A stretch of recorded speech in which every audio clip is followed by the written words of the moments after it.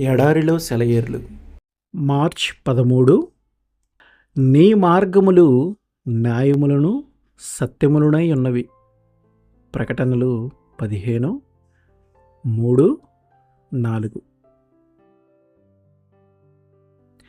25 ఏళ్లకు పైగా బాధలను అనుభవించిన శ్రీమతి చార్లెస్ స్పర్జన్ గారు ఈ విషయాన్ని చెప్పింది. ఒక రోజంతా సూర్యుడు కనపడకుండా మసక చీకటిలోనే గడిచిపోయింది. రాత్రి అయింది.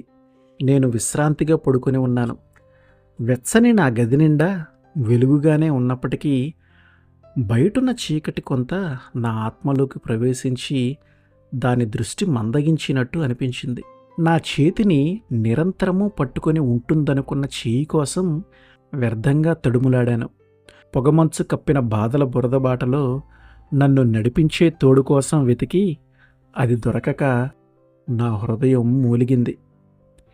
తన సంతానంతో దేవుడిలా ఎందుకు చేస్తున్నాడు? అప్పుడప్పుడు నా చెంతకి ఈ పదునైన చేదు బాధను ఎందుకు పంపిస్తున్నాడు?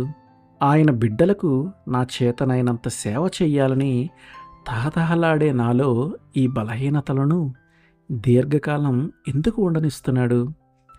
ఈ చిరాకైన ప్రశ్నలకి వెంటనే సమాధానం దొరికింది. ఆ భాష చాలా క్రొత్తగా ఉంది, కానీ నా గుండెల్లో వినిపించే గుసగుసలకు ఏ అనువాదకుడు అక్కర్లేదు. చాలాసేపు నా గదిలో నిశ్శబ్దం అలుముకుంది. ఉన్నట్టుండి ఒక మెల్లని తీయని మధుర స్వరం, చిన్న పక్షి మంద్ర స్వరంతో పాడుతున్నట్టు వినిపించింది. ఏమై ఉంటుంది? ఏదో పక్షి నా కిటికీ మీద వాలి ఈ రాత్రిలో ఏదో పాట పాడుకుంటూ ఉందిలే అనుకున్నాను. మళ్ళీ ఆ కోమల సంగీతం వినవచ్చింది, వీణులు విందుగా ఆహ్లాదపరుస్తూ మనస్సుకి అర్థం కాకుండా. అది ఆ ప్రక్కనే మండుతున్న కట్టెలో నుండి వస్తుంది.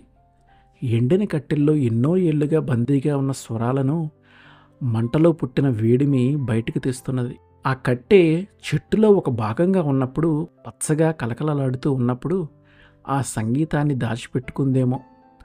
కొమ్మల మీద పక్షులు కిలకిలలాడినప్పుడు, ఆకుల్ని బంగారు రవికిరణాలు ముద్దాడినప్పుడు ఆ సంగీతం దానిలో నిండిందేమో. ఇప్పుడు ఆ కట్టె ముసలిదైపోయింది.